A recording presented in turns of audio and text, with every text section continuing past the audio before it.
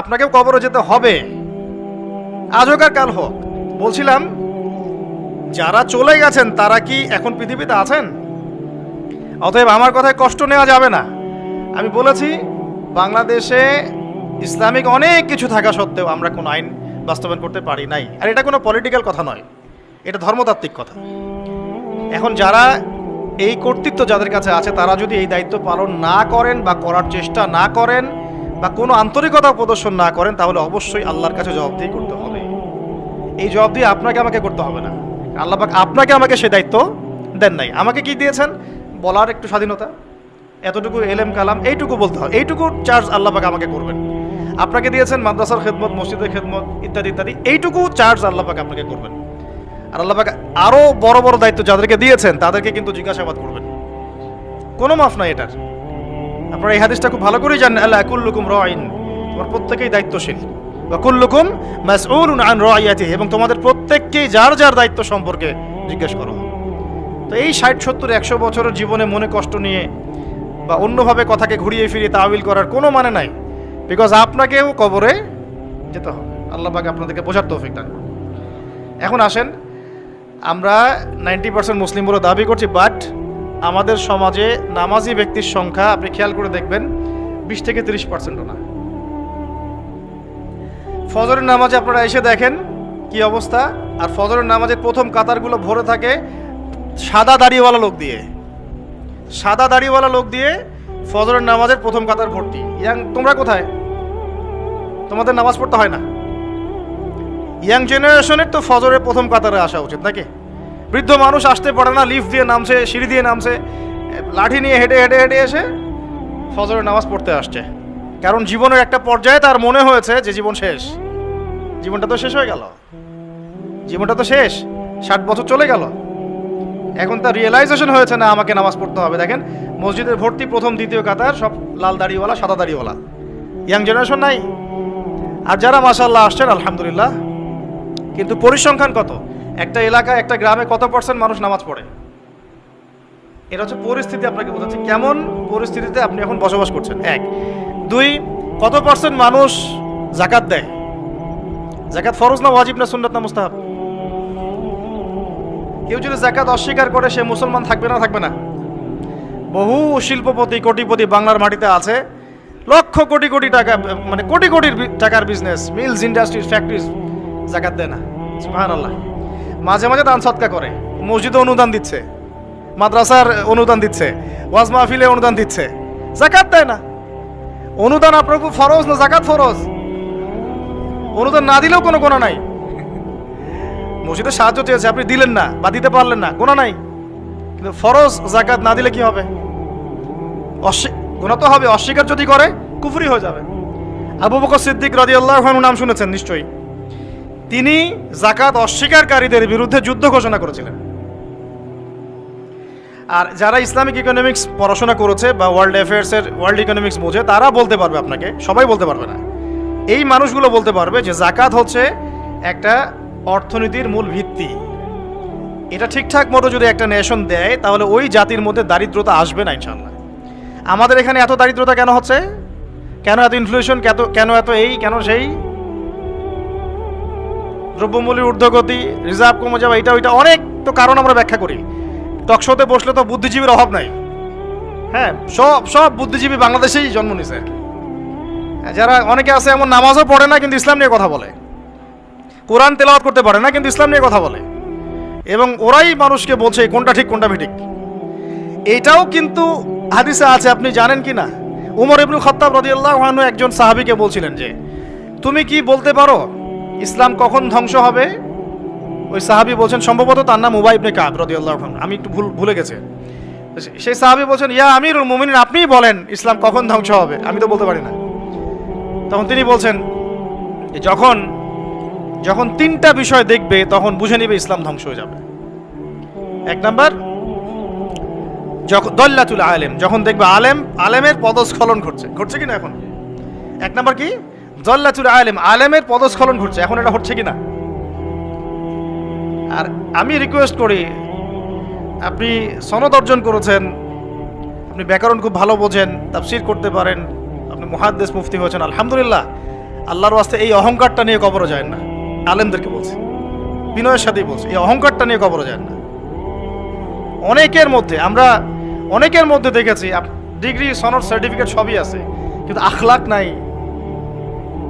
নাই, নববী আখলাক চরিত্র সেটা নাই, কিন্তু সনদ আছে। অনেকের ভিতরে কেবর আছে, জ্ঞানের অহংকার, এটা নিয়ে কবরে যায় না। অনেকের মধ্যে আছে হিংসা, এটা তো অনলাইন খুললেই বুঝতে পারেন। যে ভাষায় একজন আলেম আরেকজনকে গালিগালাজ করতেছে অনলাইনে, এটা কোনো মুনাফিকেরও ভাষা হতে পারে না। এই ভাষায় মুনাফিকরাও একে অপরকে গালিগালাজ করে না। এখন এমন ভাষায় আমরা গালিগালাজ করছি একজন আরেকজনকে অনলাইনে, খেয়াল করে দেখেন। এগুলো দেখে কি সাধারণ মানুষ আমাদেরকে ভালো বলবে মনে করেছেন? বরং সাধারণ মানুষের ইসলাম সম্পর্কে বিরূপ ধারণা সৃষ্টি হয়। আর কিছু মানুষ আছেন ওলামা ইকরামদের মধ্যে আল্লাহর ওলি, একদম আল্লাহর ওলি, তারা না এসব ফিতনা আছে না ফাসাদের মধ্যে, তারা আছেন বলেই দিন টিকে আছে। তাদেরকে খুঁজে পাওয়া একটা চ্যালেঞ্জ, কি একটা চ্যালেঞ্জ। আল্লাহ পাক যেন মিলিয়ে দেন, আমিন। তো যেটা বলছিলাম, 1 নাম্বার ইসলাম ধ্বংসের কারণ হবে, উমর রাদিয়াল্লাহু আনহু বলছেন দাল্লাতুল আলেম, আলেমের পদস্খলন। 2 ওয়াল আইম্মাতুল মুদিল্লিন, শাসক বর্গের পদস্খলন, পথভ্রষ্ট শাসক। এটা সারা বিশ্বে আছে না এখন? দেশে দেশে, উপমহাদেশে, জেলায় জেলায়, গ্রামে গ্রামে পথভ্রষ্ট শাসক দিয়ে ভর্তি হয়ে গেছে। এখন শাসন কার্য চালানোর অধিকার আপনার কোথায়? যখন আপনি নামাজই পড়ছেন না। উমর রাদিয়াল্লাহু আনহু শাসক ছিলেন না? উমর ইবনুল খাত্তাব শাসক ছিলেন কিনা? তো তিনি নামাজ পড়তেন না? তা আপনাকে জানাজার নামাজেই প্রথম দেখা যায় কেন? এর আগে কোথাও দেখা যায় না, পরেও দেখা যায় না কেন? সুবহানাল্লাহ। উমর ইবনুল খাত্তাব রাদিয়াল্লাহু আনহু কি ইমামতি করতে পারতেন না? পারতেন কিনা? ইমামতি করা অবস্থাতেই তো তাকে শহীদ করা হয়েছে, তাই না? তাহলে আপনি ইমামতি করতে পারেন না কেন? কে আপনার মাথায় বুঝ দিল যে ধর্ম এক জিনিস, রাজনীতি এক জিনিস? সুবহানাল্লাহ। কেন একজন পলিটিক্যাল নেতা সে কোরআন তেলাওয়াত করতে পারবে না? সে ইমামতি করতে পারবে না? ধর্ম কি, আমাদের ধর্মটা কি ওই নাকি বুদ্ধিজম, জিউজিজম, ইহুদিদের ধর্ম, খ্রিস্টানদের ধর্ম, বৌদ্ধ ধর্ম, যেখানে সব আলাদা আলাদা, সংস্কৃতি আলাদা, অর্থনীতি আলাদা, রাজনীতি আলাদা, ধর্ম আলাদা? আমাদের থেকে এরকম জগা খিচুড়ি ধর্ম নাকি কোরআনের এই কিতাবের মধ্যে আল্লাহ পাক সব নাজিল করেন নাই? এই কিতাবটা হাতে নিয়ে একটু বলুক দেখি যে এই কিতাবের মধ্যে সব নাই। এই কত বড় কলিজা আছে, আল্লাহর সামনে দাঁড়িয়ে বলুক যে এই কিতাবের মধ্যে আল্লাহ তুমি সব নাজিল করো নাই, তাই আমার এগুলো দরকার হচ্ছে। এই কথা বলার সাথে সাথে ঈমান চলে যায় মানুষের, যদি কেউ মনে করে যে এই কিতাবের মধ্যে এবং সুন্নতের মধ্যে আল্লাহ সব দেন নাই। তো আমার কথা রাগ করেন না, আমি আপনার নসিহত, আমি আপনার কল্যাণ কামনা করি। আমরা চাই যে আমরা সবাই একসাথেই জান্নাতে যাই, কিন্তু এভাবে হবে না। যেভাবে আমরা ব্যাখ্যা করছি ইসলামকে, এভাবে হবে না। আমরা ব্যাখ্যা করছি ইসলামের অর্থনীতি নাই, ইসলাম ওই নামাজ রোজা হজ জাকাত চলবে, তাসবিহ তাহলিল চলবে, অর্থনীতিতে আমি যা ইচ্ছা তাই করবো, সুদ খাবো, ঘুষ খাবো, দুর্নীতি করবো, যা ইচ্ছা তাই করবো।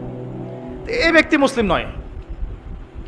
আবার অনেকে মনে করছেন কোরআন সুন্নায় আমরা নামাজ রোজা হজ জাকাত এগুলো করবো, সংস্কৃতির মধ্যে ইসলাম আনার দরকার নেই, ওটা আমি বুঝবো আমার মতো করে। কি পোশাক পরবো, কি করবো না, কোন পোশাক পরা যাবে, কোনটা যাবে না, হ্যাঁ, কোথায় নাচবো, কোথায় গাবো, কোথায় ঢাকঢোল পিটাবো, এটা আমরা বুঝবো। ইসলাম এটা নিয়ে কথা বলতে পারবে না। এটাই কি আপনার চিন্তা চেতনা? অনেকে বলছে শিক্ষা নিয়ে ইসলাম কথা বলবে কেন? আমরা যা ভালো বুঝি সেটাই। আপনি তাসবিহ তাহলিল করেন, নামাজ রোজা হজ জাকাত করেন, এটাই কি ইসলাম? শিক্ষার আয়াত দিয়ে ওহী শুরু হয়েছে, ইকরা বিসমি রাব্বিকাল্লাযী খালাক। কোরআনের পরতে পরতে জ্ঞান আর জ্ঞান, জ্ঞান আর জ্ঞান। এটা তো বাহার, বাহার, সমুদ্রের মতো, যার এক ফোঁটাও আমরা অর্জন করতে পারি নাই। কোনো আলেম দাবি করতে পারে না যে আমি কোরআনের গভীরে ঢুকে গেছি। সবাই বলে যে আমি এক ফোঁটাও অর্জন করতে পারি নাই। অনেকে বলেন যে ইসলামের জায়গা চলবে, আমাদের কি বলে পলিটিক্সের জায়গা চলবে। কেন ভাই? আল্লাহ রাব্বুল আলামিন কি কোরআন শুনে সব নাজিল করেন নাই? হ্যাঁ, এটা আমি বুঝি, এটা বিশ্বাস করি এবং মানছি যে বিশ্বের প্রেক্ষাপটে সবকিছু ইম্পোজ করা সম্ভব না, এটা আমরা মানি, বুঝতে পারছি। বিকজ বিশ্বটা এখন শাসন করছে কারা? বলেন দেখি, কারা শাসন করছে? জায়নিস্ট কারা? পশ্চিমাদের মধ্যে একটা অ্যালায়েন্স আছে, ইহুদি খ্রিস্টান। সব ইহুদি, সব খ্রিস্টান জায়নিস্ট না। এই শব্দটা কি আগে খুব বেশি শুনেছেন, ইদানিং শোনেন? এই শব্দগুলো বলার কারণেই এত গালিগালাজ খেতে হচ্ছে, এত গীবত তহমত, এত অপবাদ আসতেছে এইগুলো বলার কারণে। আমি যদি আপনাদেরকে খালি ফজিলত বয়ান করা শুরু করি, আমাকে মাথায় নিয়ে নাচবে সবাই। সুবহানাল্লাহ বললে এত নাকি হয়, আলহামদুলিল্লাহ বললে এত নাকি হয়, সারা জীবন এগুলোই শিখবেন। একজন অফিসার আমাকে বলছিলেন যে অজু আর গোসল শেখানো যায় না, এগুলো নিয়ে কথা বলা কি দরকার? তা বললাম স্যার আপনার বয়স কত? 45। তো 45 আপনি অজু গোসল শেখেন নাই, আমাকে আবার শেখাতে হবে? সারা জীবন কি অজু আর গোসলই শিখে যাবেন নাকি? তারা চিন্তা চেতনা এরকম যে ইসলাম এভাবেই চলবে, পুরো বিশ্বটা নিয়ন্ত্রণ করতেছে এখন এরা। শুধু কি বিশ্বের পলিটিক্স থেকে শুরু করে অর্থনীতি, সমরনীতি, অস্ত্রশস্ত্র, মিডিয়া, প্রযুক্তি সবই নিয়ন্ত্রণ করতেছে।